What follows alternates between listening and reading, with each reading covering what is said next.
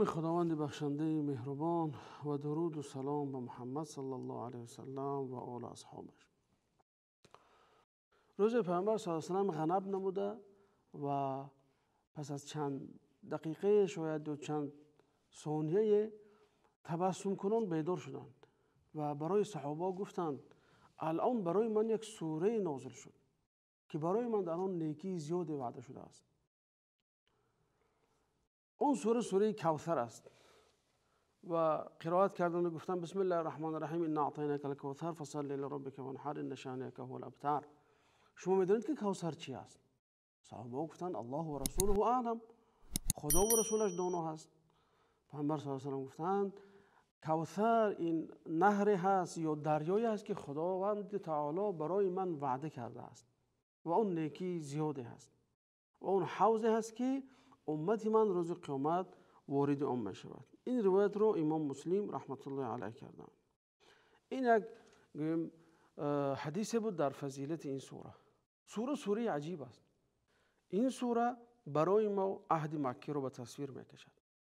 یعنی عهد مکی عهد بود که بالای پیامبر صلی الله علیه و سلم فشارها می آمد، پیامبر رو آزرده خاطر می کردند، پیامبر شکنجه روانی می کردند و این سوره آمد تا اینکه پیامبر رو غمزدایی کند، پیامبر صلی الله علیه و سلم رو مرهم شود در این آزرده خاطری ها و ضمناً اشارت به نصرت و فتح آینده هست که در هنگام تفسیر این را خواهیم فهمید.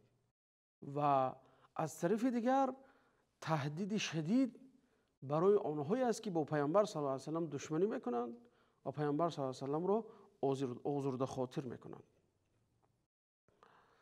سوره با عباره محتشم شروع می شود. عباره یا اینکه واژه اینا ما، یعنی الله تعالی میگه که ما نازل کردیم. اینجا یعنی که عظمت گوینده رو بیان بکند، عظمت متکلم رو بیان بکند. الله تعالی وقتی در قرآن صیغه جمع رو استفاده میبرد میخواد عظمت خودش نشان دهد، منت خودش، فضل خودش و کرم خودش بالای پیامبر صلی الله علیه و سلم و بندگان رو نشان دهد. وقتی که در قرآن واژه ما استفاده می شود معنای آن غالبا این است که اون چی که خداوند توسط فرشته های مکلف یا اینکه مسخر به بعض اعمال اون رو پیاده می کند. مثلا وقتی که خداوند درباره نظارت شدید انسان گپ میزند، چه که خداوند میگه که این و نحن اقرب الیه من حبل الورید، یعنی که ما از شاهرگ انسان دیده با اون نزدیکتر هستیم. یعنی اینجا در نظر دارد همون فرشته های مکلف رو، یا اینکه درباره مرگ گپ میزند فرشته مسخر به مرگ و هاکذا. یعنی نا یا اینکه عباره ما غالبا در قرآن به طور استفاده می شود که بیانگر آن است که آن عمل به واسطه فرشته ها انجام داده می شود که خداوند اونها رو مکلف یا مسخر به آن عمل نموده است. سپس میبینیم که با صیغه زمان گذشته گفت اعطیناک، یعنی ما به تو داده ایم، یعنی در زمان گذشته، یعنی که علیه تأکید را نشان میدهد. و یک زیبایی دیگرش این است که الله تعالی وقتی پیامبر را آزرده خاطر دید، وقتی آنها پیامبر را دم بریده گفتند یا ابتر گفتند، اینجا الله تعالی گفت ناک، یعنی که صیغه متکلمی نا ما و صیغه مخاطبی که با هم همسایه آمدند که دلالت بر معیت خداوند با پیامبر صلی الله علیه و سلم، عنایت خداوند و حفاظت الله تعالی این بنده اشاره میکند.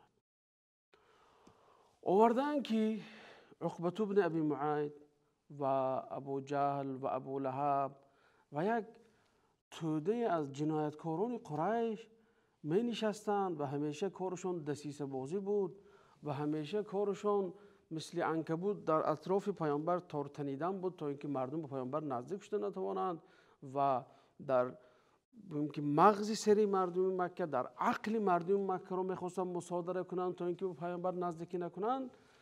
باره در اطراف کعبه نشسته بودند و پیامبر صلی الله علیه و سلم به عبادت خود مشغول بودند و این نفرها وقتی پیامبر صلی الله علیه و سلم رو دیدند، یکیشون گفت گفت دیگر نسلی مردانه ندارد، پسر ندارد که کارش دوام تیاده. دیگرش گفت ماند کاردار نشوه خیلی دیگر انسان نیست که نام او رو دیگه زنده نگه دارد و با هم همینطور مسخره کردند. طبیعی که در یک جامعه یا جمعیتی که قبیله سالاری هست و در اونجا مرد سالاری هست، این چنین چیزها رو برداشتن یک انسان در حقیقت ناراحت میکند. وقتی انسان میشنود که به پسر است یا اینکه انسان ها او رو عیب میکنن که تو پسر نداری، تو فرزندات این اون است. این چیز پیامبر صلی الله علیه و آله را البته آزرده خاطری کرد و پیامبر خیلی در بدایت برنامه گفتیم خداوند به همین شکل پیامبر صلی الله علیه و آله را غمزدایی کرد و دشمنانش را تهدید کرد. خلاصه دوستان عزیز، وقتی که همین گروهی از جنایتکارا پیامبر را عیب کردن که پسرت وفات کرد، یعنی تا به درجه پس فطرت بدن که یک چیز مشترک بین انسان ها، چه انسانی کافر چه مسلمان، یعنی مرگ، تا مرگ رو نیز یعنی انگیزه مسخره خود قرار دادن. در باره تفسیر کوثر باشد برادر عزیز، یعنی که تفسیر زیادی هست. ابن عباس رحمت الله علیه میگن که کوثر این نیکی زیاد است. در جای دیگر میگن که این یک نهر در جنت است. از عمر بن الخطاب رضی الله عنه نیز روایت است که این یک نهر در جنت است. اما معنای کوثر فراتر از اون است.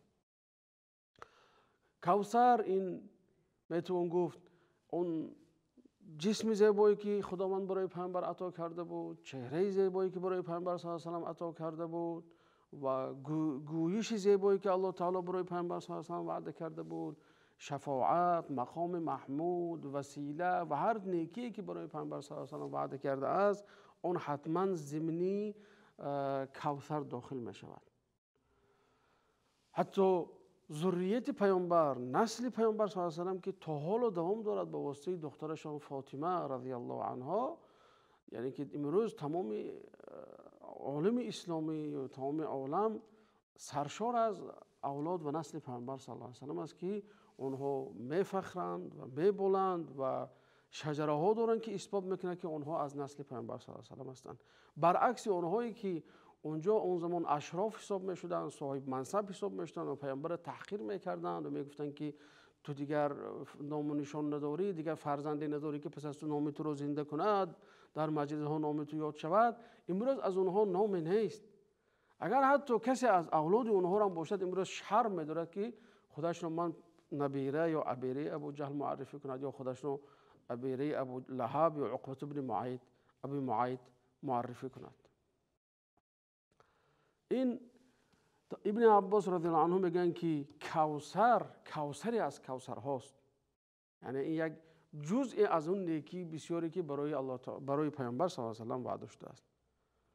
یعنی حوض کوثر، اون رود باشد چه دیگر باشد، این جزء از اون نیکی زیاده که الله تعالی برای پیامبر صلی الله علیه و آله وعده کرده است. سپس آیت میگذارد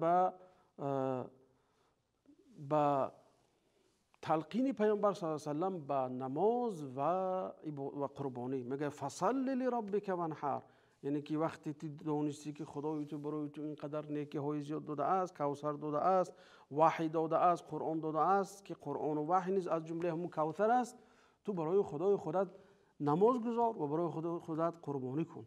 یعنی اینجا ضمناً یک اشاره است که ای محمد صلی الله علیه و آله، روز مرسه که تو آزادانه نماز خواهی خواند، روز مرسه که تو قرآن خودت را آزادانه خواهی خواند و امت تو آزادانه خواهند خواند و آن روز است که تو باید برای خدای خودت سپاسگزار باشی و نشانه از نشانه های سپاسگزاری این نحر یا ذبح یا قربانی کردن است که در فتح مکه، وقتی بعد فتح مکه پیامبر صلی الله علیه و آله عزم حج کردن، در اون حج 100 شتر قربانی کردن که اکثرش رو به دست خودشون ذبح کردن و قسم از آن را حضرت علی ذبح کردن که این آیت نیز در اونجا تحقق پیدا کرد.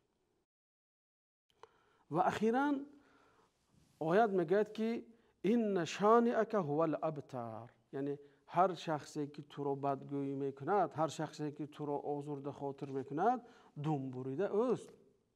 یعنی خودش دم بریده است که تو را به دم بریدگی متهم میکند. یعنی که الله تعالی میگه که انسانی که به تو دشمنی کرد انسان بی نشان است، انسان بی ذریت است، انسان بی نسل است، انسان بی فصل است، انسان بی آبرو است. حتما و این وعده خداوند نیست تحقق پیدا کرد. امروز آنانی که اون روز پیامبر صلی الله علیه و آله را به بی‌ذریتی تنقید میکردند، به بی‌ذریتی متهم میکردند و دوام دهنده کاری تو وجود ندارد میگفتند، امروز نام نشانی از آنها نیست. عاص بن وائل که یکی از بیرق برداران مشرکان بود و اون زمان پیامبر رو به این چیز طعنه کرده بود، امروز نامی از اون نیست، نامی از فرزندان او نیست. این بود که این آیت های خداوند و این وعده های الهی جامعه عمل پوشید. این بود شرح کوچکی از این سوره بزرگ و شما رو تو برنامه آینده در پناه خدای متعال میسپاریم. و صلی اللهم علی نبینا محمد و آله و صحبه اجمعین.